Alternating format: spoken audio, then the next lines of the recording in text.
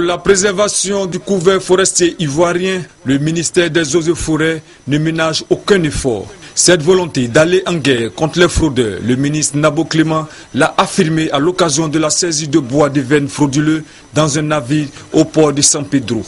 En effet, des personnes n'ayant pas la qualité d'exploitants forestiers font de l'exploitation forestière au mépris de toutes les règles en la matière. Depuis le mois d'août 2011, l'exploitation du bois de veine a atteint des proportions jamais égalées.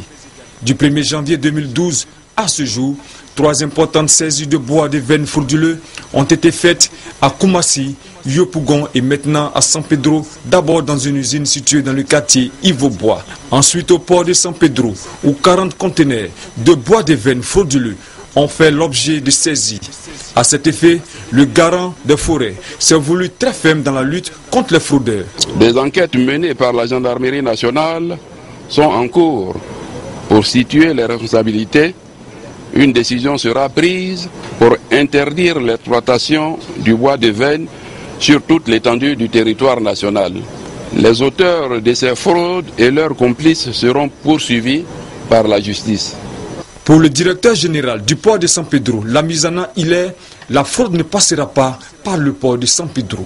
Des mesures pratiques ont été prises de sorte à annihiler justement cette action néfaste à l'économie portuaire, mais également à l'économie nationale.